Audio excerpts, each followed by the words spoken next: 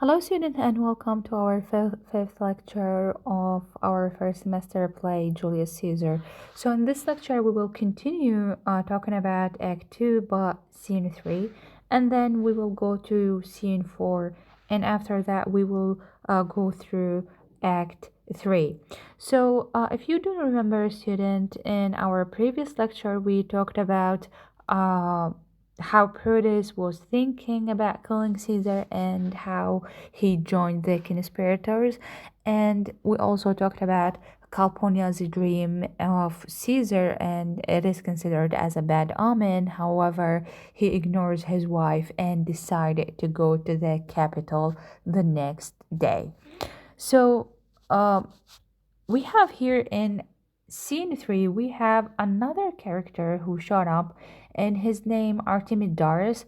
And Artemidaris, he was a teacher of rhetoric, and he knew that at this day that Caesar will come to the capital, and he will meet the Senate.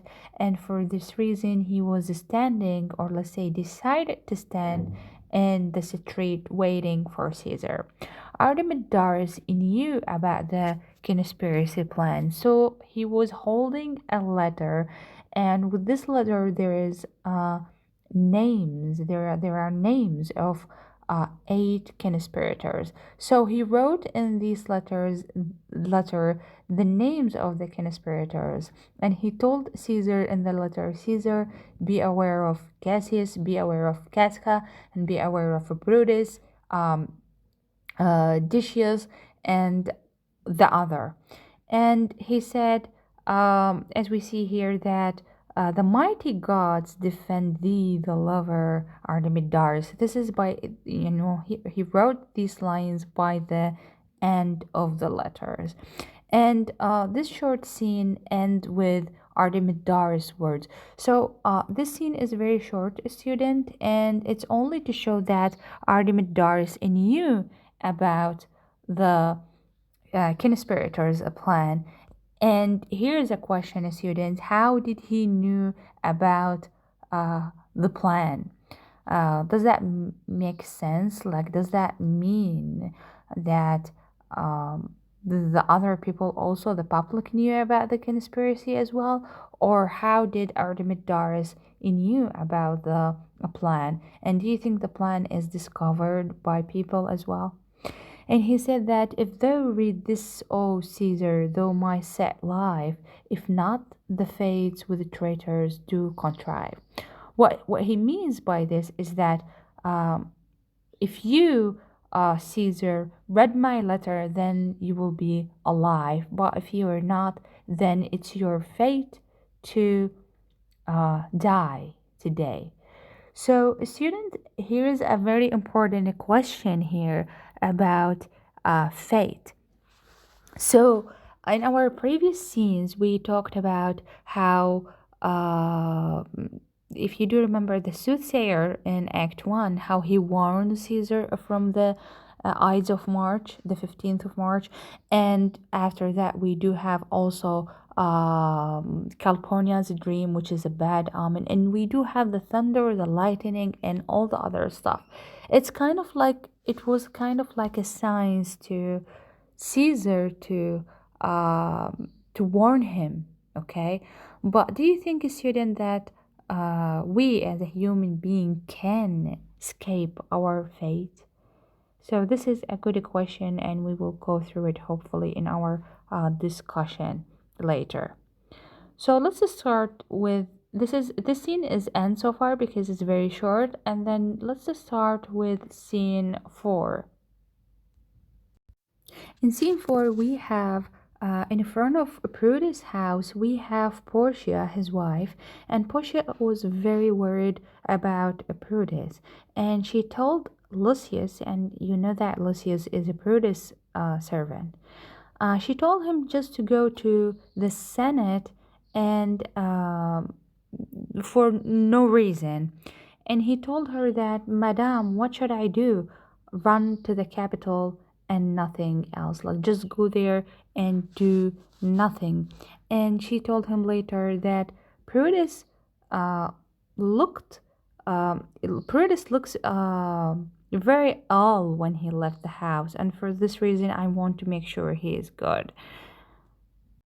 Then she told him that just go there, and she after that hears a noise coming from the capital, and he told her there is actually nothing coming from a capital. There is no noise.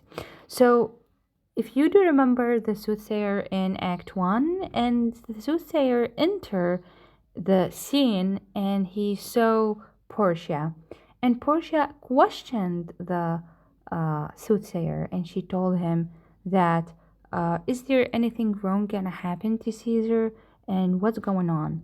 And the soothsayer tell her, none that I know will be, much that I fear may chance. And he leaves. And the soothsayer also went to the capital to see Caesar as well. So, we have here that Portia told Lucius, just go to the capital, Lucius, and she was very filled with anxiety. And she told Lucius to go and tell Proteus that she is in a good spirit and just come back to me after you go and see Proteus and let me know what's going on there. So we have here the hunch, the intuition, the feelings that Proteus had for Proteus, and for the same time, she knew that something wrong is gonna happen to Proteus, and she wanted just to make sure that everything is all right.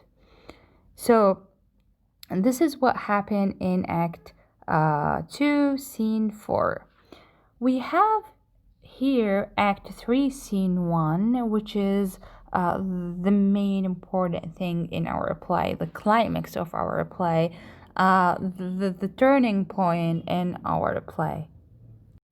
So we have here in this act that Caesar was standing or coming to the capital, and he saw the soothsayer, and he told him, you told me to be aware from the Ides of March, and the Ides of March is now coming, and nothing happened to me.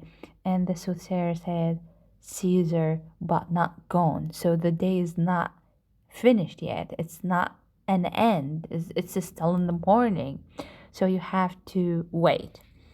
So we know that Artemidaris, he was going to give Caesar the letter, and in this letter there is the names of the conspirators, and Artemidaris greets Caesar, and he requested him, told him, Caesar, can you please read this letter? It's a warning.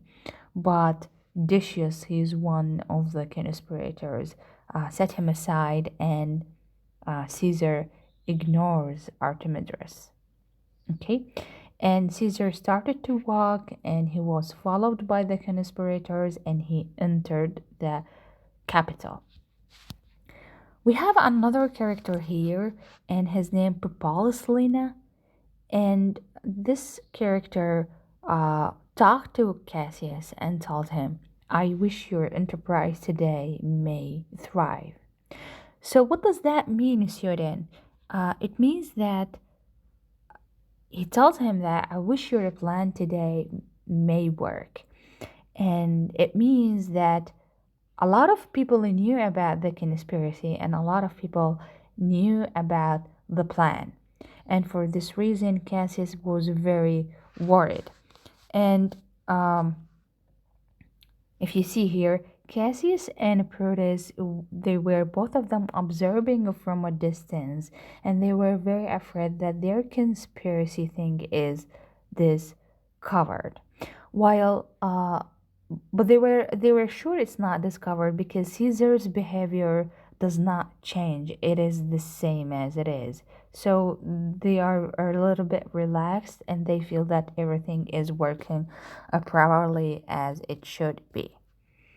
So before the assassination, we have Tropinius. He's also one of the conspirators, He took Mark Antony away from the Senate because Mark Antony was a very close friend to Caesar and he didn't want him to be there. So we have the character Metellus Semper, and he talked to Caesar about his brother Publius Semper, and he told Caesar, "Please, can you?" He was beseeching him to recall his brother from banishment because Caesar sent his brother to banishment. And he begged him and kneel in front of Caesar. Caesar didn't actually agree to bring his brother back from banishment from outside Rome. And Brutus also joined Metellus Semper and told him, "Can you please bring his brother back and repeal of the sentence of uh, Publius Semper?" And also Cassius asked him for this, but Caesar rejects all of them, and he told them that I am constant as the northern star, which means my decision is still fixed. I'm not gonna change my decision. I'm fixed as a northern star. So he compares himself to a northern star. We have here kind of like a self ego. He's very proud of himself, or he considered himself as a godlike figure. So after this, excuse me, after these discussions, uh, Casca stabs Caesar. So Casca is the first one who stabs Caesar from behind. And then all of the other conspirators come and stab him as well. And the last one to stab him was Brutus, and he said, "Ito Brudi," which means even you, Brutus, even you, Brutus. And then Caesar fall on the ground. Okay? And he fall Caesar's death at the foot of the statue of Pompey. Okay?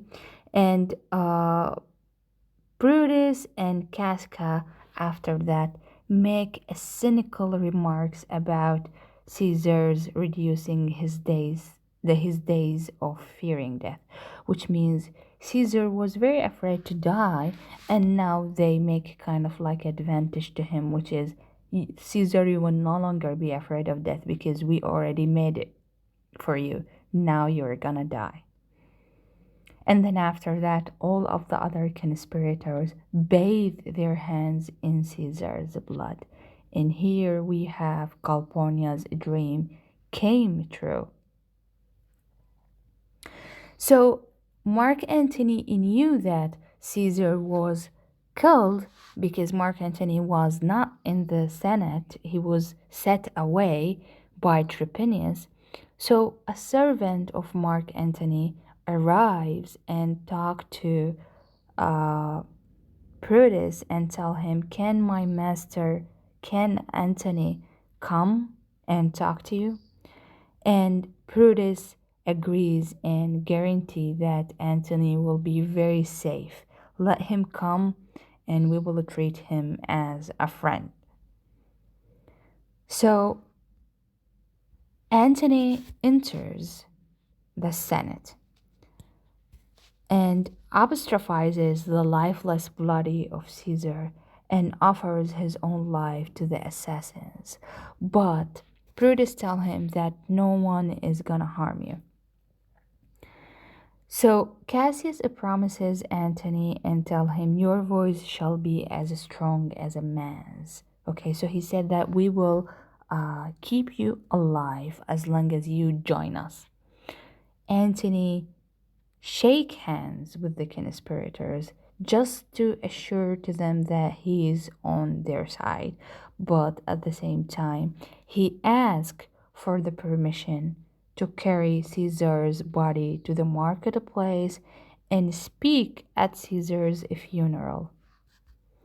So this is very important, student. The oration that Antony is going to make in the marketplace. He is gonna make an oration over Caesar's dead body. And this funeral is gonna be very important, and the oration itself is gonna be very important. Brutus agrees and he said, "Okay, Antony, I will let you do that." While on the other hand, Cassius, he was very concerned that Antony might move the people against them. And this is exactly what's gonna happen. Antony's speech is gonna be he is gonna be very powerful, and the citizens themselves will no longer be satisfied with the conspirators and satisfied with their killing Caesar. So we have here Brutus agrees to let Antony speak, and um, he took his permission. Like Antony took Brutus' permission, and Brutus agrees. But first, we have a Brutus who's gonna talk to people and justify the murder thing, and then after that, we're gonna have Antony who gonna speak in front of the people and convince them that what the conspirators did is something very wrong. So everyone left after that. What's only remain is Antony and the dead body of Caesar, and he prophesies a soliloquy. He talked to himself, but in a very loud voice, and he said, "Domestic fury and fierce civil strife shall conquer all the parts of Italy," which means there's gonna be a war after your death, Caesar, because I will revenge upon your death. So we have also Octavius, another character, and Octavius is the adopted son, Caesar's adopted son. So he was outside of Rome, and his servant came to Rome and informs Antony that Octavius is coming to Rome. And Antony told him Rome is recently too dangerous, and Octavius should stay away from Rome right now, because it's very dangerous for him to come. And until Antony can determine how the people will react to this funeral oration, then they exist with Caesar's body. So in Act 3, we do have the climax of our play, and we do have the Caesar's murder. So as I ask you, student, can someone escape his fate? Do you think that Caesar was too stupid to ignore all of the signs, all of the bad omens, all of the warning things that that a lot of things that happen, such as the dream of Calpurnia, and also the soothsayer, and also we have Artemidaris letter. So all of these things are, it's a warning for him not to go to the capital, and yet he went there and killed. So far, like, we end with our lecture for today, and hopefully we will continue another scene of Act 3. Thank you for listening.